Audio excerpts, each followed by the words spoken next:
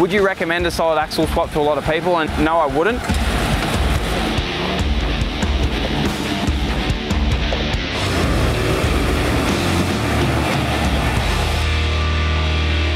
How you going, legends? Jocko here, and today I thought I'd take you through the HILUX build a little bit more so we can go into a bit more detail about why we've set things up the way we have.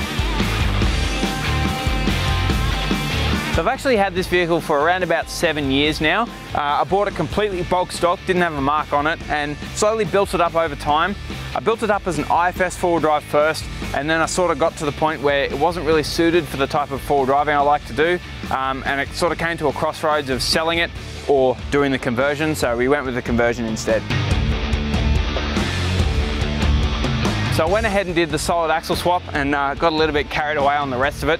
The work was done by Matt Kinsella at Kinsella's Customs, and now that it's done, I think a question I get a lot is, would you recommend a solid axle swap to a lot of people? And for the most part, no, I wouldn't. It's one of those conversions that it costs a lot of money, it affects resale value, and if you don't look at engineering, it's a waste of time and money. So it's one of those things, if you are going to do a conversion like this, you really need to think about it before you do it, and think about, at the end of the day, what you use the vehicle for, and go with that. If you're just doing a conversion like this because you don't like IFS or you want a sick four-wheel drive, then I think it's a bit of a waste of money. That said though, this vehicle is now perfectly set up for what I want to do. I ummed and ahed about doing this conversion for probably a couple of years before I actually did it. In fact, at one point I even bought all the stuff to do the conversion and then sold it again. So if you are going to do something like this, make sure you put the time into thinking about if it's worth it. So the solid axle swap has made this vehicle an absolute weapon off-road, but one of the main advantages is it's also light. Weight is a critical factor to consider when you're building a four-wheel drive, and I think unfortunately it's something that a lot of four-wheel drivers tend to get wrong because they want all the bells and whistles on their vehicle, but sometimes simplicity is key. So when you're doing a solid axle swap, it involves cutting out all the factory suspension and welding in new mounts to suit the solid front axle. So all the work has been done by Matt at Kinsella's Customs. It uses an 80 series front housing, which is actually pretty standard apart from an ARB air locker. I'm still running factory CVs. One of the main reasons for that is they haven't broken yet. I think when they do break, I'll probably upgrade them, but for now they're doing the job. So Matt's also done flipped radius arms on this housing. What that basically means is you cut off the radius arm mounts from the bottom and put them on the top. Now that has two main advantages. The first one being clearance. You're not going to hit the radius arms on rocks and logs and things on the track. And the other one is, by doing that, you're able to set up a nice flat arm. So what do I mean by a flat radius arm? Well, I found an old broom in the shed, so I can try and demonstrate it. Imagine this broom is a radius arm. When it's nice and flat and it's moving along, as you can see, it moves on quite freely. But the problem is, if you lift a four-wheel drive, you're changing the angle of that arm. Now, if I try and push the same thing, see how it's much harder to push the broom along? It's kind of a bit of a basic theory, but the idea behind it remains the same. You want that arm to be as flat as possible so that when your front diff hits bumps, it moves through its range of motion rather than wanting to fight the vehicle. That's why a lot of cars, when you lift them, start to drive like dogs if you lift them too high and don't do anything about that angle of your radius arm. But also by flipping the arms, we gained a fair bit of clearance, and it also meant we could mount the sway bar up tucked away nice and high as well. And it's actually just an 80 series factory sway bar. It turned out it fit really nicely with the new position.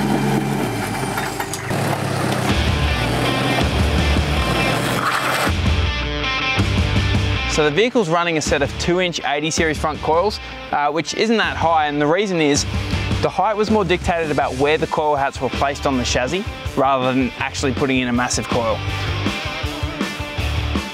That said though, I put the shocks in, went to Cape York and drove around for a month.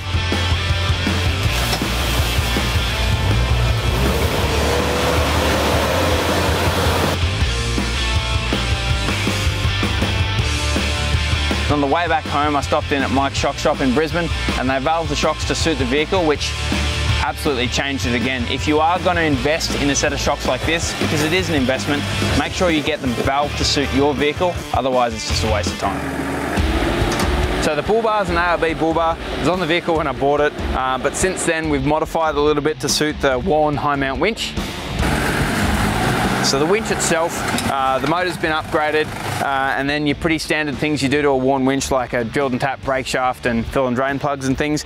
It's also running a plus 76 air free spool drum. What that basically means is it's a wider drum than you get on a standard winch, and the air free spool means when you activate a switch in the cab, it essentially disconnects the drum from the winch so you can spool the rope out faster and it won't be under much tension. To fit this drum, we cut the center section out of the bar, and then Matt folded up a new section and we welded that in. I've also got in and out winch controls on the bull bar as well.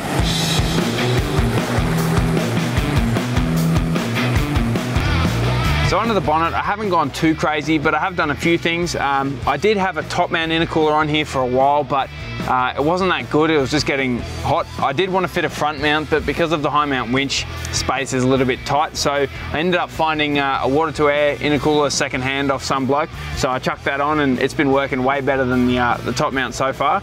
I changed the radiator before I went to the Cape, which has been sick. And then also, I'm running 2 batteries in under the bonnet. They're pretty much just for winching, although this one is connected to some 12-volt power in the back, so I can run basics and things like that. When I went to the Cape, I actually had a freezer in the back of the vehicle and then my fridge in the canopy. It's running a 3-inch exhaust and it's running a rapid chip and things like that, but apart from that, I've sort of just kind of left it. I just keep servicing it and it keeps ticking along. Provided these engines don't get hot, they're a pretty reliable engine. So this model Hilux came with a chain-driven transfer case from factory. When we did the conversion, pulled that transfer case out and put one in out of an earlier model Hilux, an LM106, which is gear-driven. That enables you to run reduction gears in the transfer case, which gives you way more control off-road and also gives you more torque at crawling speeds. It also means to do that, we had to run an adapter plate on the back of the gearbox, but it just gives you way more control and keeps things nice and smooth when you're driving tough stuff. Also, because we're running that transfer case, it meant we could install a low profile cross member as well, which gives us more clearance. So the rear housing is out of an N70 Hilux, a later model Hilux than this one, and we put that in to match the wheel track of the front. An 80 series front housing is around about 100 mil or so wider, I think it is, than what the original IFS was. So this housing matches the wheel track. So obviously the N70 housing has been modified a fair bit, but the original plan was to actually just run leaf springs in the rear. I actually had a set of RG Colorado leaf springs I was going to put in. That's a modification a lot of N70 Hilux owners do because the leaf spring is quite long as they sit. Cut everything off, ready to go. We had the leaf springs, we sat them in place, and we just sort of realized that it was going to be a fair bit of a mission to get it right. There's going to be a lot of hours in setting the leaf springs up to work well. And it still would have required a fair bit of chopping and changing and things like that. So with everything cut off, Matt suggested of doing a 4-link in the rear, and just thought, oh well, may as well. So one of the advantages of having a setup like this is it means that it limits what's called rear steer. An example of rear steer is in a Patrol or a Land Cruiser. When the rear housing moves through its range of travel, if you look at it, you'll see that the rear housing almost wants to pull forward as it droops. That's rear steer, and basically it means that the link arm is pulling forward as it articulates. With a longer arm, you get more of a range of travel before that happens. So with this rear 4-link setup in particular, it can move through its range of travel quite easily, and that's because the arms are quite long.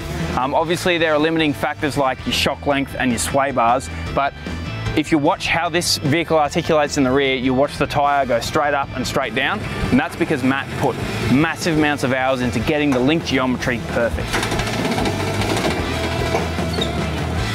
If I had my time again, I'd probably look into an 80 series rear housing just because the diff center is bigger and the housing itself is actually much stronger. That said, I'm happy with how it is and it works amazingly off-road. In terms of other factors on this rear diff, it's running a sway bar from a company called Drive Industries. That's loosely based off an 80 series rear sway bar, but it's been modified to suit this vehicle. And it's also running the Petter's drum to disc brake conversion as well. There are bump stop pads on this housing because the original plan was to run hydraulic bump stops, but with the rear disc brake conversion I can't, so they're just sitting on the shelf at home. Maybe I'll put them in one day, but we'll see. So with the rear 4-link setup, it meant that we couldn't actually run the tub anymore because the link tower would have smacked into the bottom of it. I didn't really want to cut a hole in the tub because it had drawers and things in it, so decided to put a tray on. It's one of the things I've always wanted to do, so we did it then. So the tray setup itself is about 1400 by 1800. One of the reasons I went for a shorter tray was to minimize how much rear overhang I had, just because I have such a weight advantage with this vehicle and I didn't want to lose it. So one of the cool little things on this tray is a design that Matt came up with. The rear guards actually slide in and out. There's 4 bolts holding each one. Basically, when you head off road, you crack the 4 bolts, slide the guards in, and then do them up again. Then when you head back on the road, you do the opposite and pull them back out. They do have mud flaps as well, but I ripped this one off this morning. So one of the more recent additions to the vehicle is the mini canopy. I actually put it on about a day or so before I went up to Cape York for a month, so it was a couple of late nights in that. But one of the main reasons I went for a smaller canopy was when I had the flat tray, I realized that I wasn't actually taking a whole lot of stuff, and I have such a weight advantage with this vehicle. I didn't want to lose it by having a mega canopy that I could just pile stuff in. I find that when you have a lot of space, you tend to fill it up. So by having a smaller canopy, it forces me to keep the weight down. It's pretty basic inside. Recently, I changed to a stand-up fridge. I bought this one secondhand off some old bloke. I wanted to do that mainly for weight, just because I didn't like the idea of having the weight of the fridge slide and the fridge as well. Worked really well up the Cape. One of the questions I get asked a fair bit is, does stuff fall out? No, it doesn't if you do pack them properly. Although if I did have to say one thing about them, when I was up the Cape, I had one of those cardboard containers of long life milk that was sitting in the door, and it split and leaked into the canopy, and the whole canopy smelled like milk for about a month. But it's not the end of the world. And we had this extra little bit of space here, so Matt came up with this cool idea of a little slide out pantry, and I just put things like coffee and cutlery and things like that in there. So with this side of the canopy, I kept it pretty basic, and that was mainly because I didn't know what drawer setup I wanted in here. So at the moment, I've just got a storage box. I had a 12-volt board that I made for the old tub setup when the vehicle was IFS, and because I was so strapped for time before the Cape, I just chucked it back in the same way. It used to sit here, and it worked really well, but the problem was I just kept hitting stuff on it. So at the moment, I'm currently rewiring everything to suit. I've moved the chargers to the back wall behind the fridge, and I've just started making this little 12-volt panel, which is a bit rough at the moment because I haven't finished it yet, so hopefully I'll tidy it up a bit. But for the most part, it's pretty much empty in here. I've got 2 batteries at the back there, but I'm still sort of umming and ahhing whether I want to move them under the tray if I can fit them. So that's pretty much where I'm at the moment with this canopy setup. I'm sort of spending my time trying to get things right and changing things I don't like. So because I was really thinking about weight distribution with this setup, we decided to mount the 35-inch spare on the tray just to try and keep it as far forward as possible.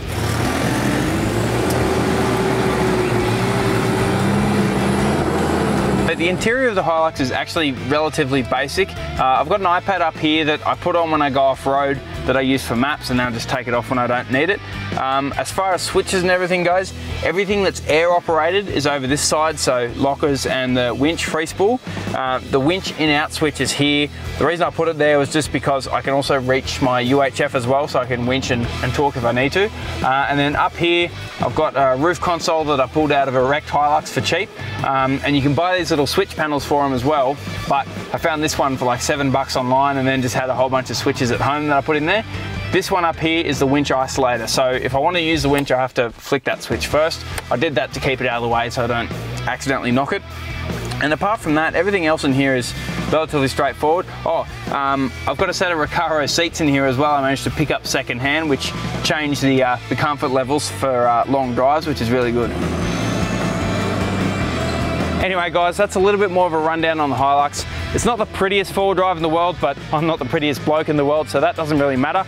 It suits my needs perfectly, and I absolutely love it to bits. So future plans for the HILUX, I want to spend a little bit more time setting up the canopy and 12-volt system, and then after that, just head out and keep having fun and keep driving it. I love this vehicle so much, and every minute I'm out in it is a good time.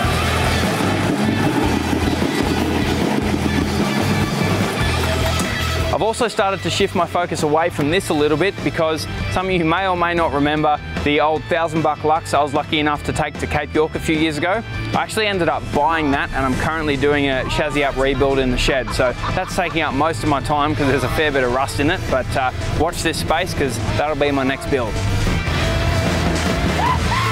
Guys, thank you so much for watching. If you like this video, make sure you subscribe to the 4Drive Action YouTube page and turn your notifications on as well.